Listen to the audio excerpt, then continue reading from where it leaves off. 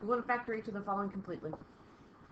Remember, when we're dealing with factoring, we need to identify which method we're looking at.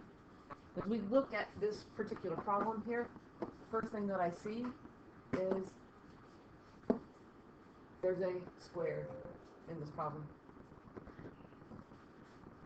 And there's only two terms.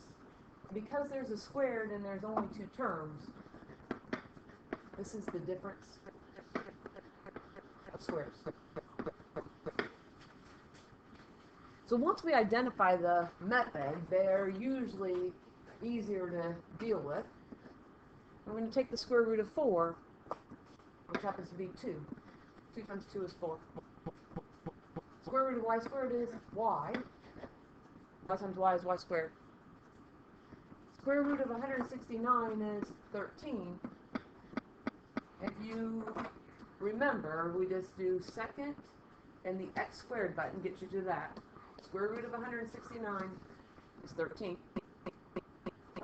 And then to finish this problem, it's the difference between two squares, different signs. And it doesn't matter if you put the minus first or the plus first, but you have to have different signs in that. Problem B, I think, is the hardest problem of the 6. And if we take a look at this one, we start by noticing that there are 3 terms in this. The trinomial in this problem actually is going to be a split the middle. And some of you are thinking, well, why is it a harder problem? Well, look what happens. 3 times 10 is 30. And the factors of 30 are 1 times 30, 2 times 15, 3 times 10, and 5 times 6. And what we're looking for is what combines to be negative 1. In case you forgot, remember there's a 1 in there. Well, 5 and 6. And in fact, what it's going to be is it's going to be 5 minus 6. It's going to give us negative 1. So 3x squared plus 5x minus 6x. There's the split the middle. We converted the negative 1x into that, plus 10. And then we go back here in the group. And the greatest common factor in this first group is just x. It's the lowest exponent. There's nothing in common. There's nothing that divides evenly into both 3 and 5. So we factor out an x. We're left with 3x. We had 2 x's, we took out 1. Plus 5. We had 1x, we took it out. Be careful here because there's a minus. The greatest common factor in our next group is a number. The biggest number that divides into both is 2. Negative 6x divided by negative 2 is 3x. Positive 10 divided by negative 2 is negative 5. And some of you are like, oh, I must have made a mistake. Positive 5. You didn't make a mistake.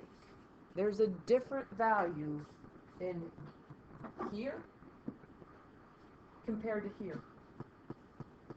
And the reason is 5 times negative 6, or positive 5 times negative, is going to end up to be a negative for our last value.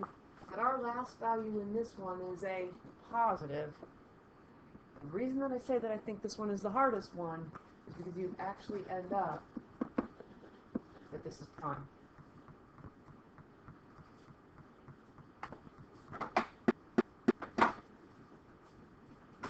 Letter C. X cubed plus 1,000. Well, the cubed here is what gives it away. This is a cube problem,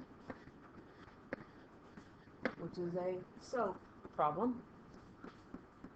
And with the SOAP, what's going to happen is we're going to have a little parentheses and a big parentheses.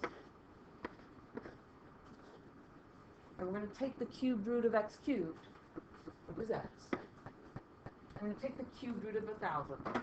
To remind you how to take the cubed root of 1,000, we're going to go to Math, Function 4. You can scroll down or you can type in 4. And then we're going to take the cubed root of 1,000, if you don't know what it is already. And that gives us 10.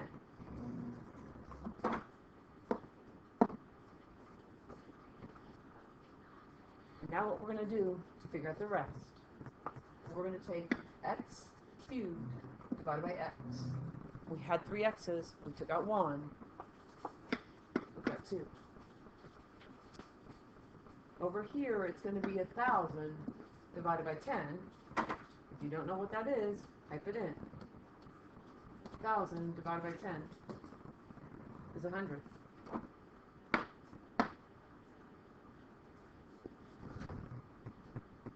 To get that middle value, you take the x times the 10. X times 10 is 10x. Traditionally, we like the 10 written first, the number first. And then lastly, we put in our signs. Same sign. The plus, the plus. Opposite signs, always positive.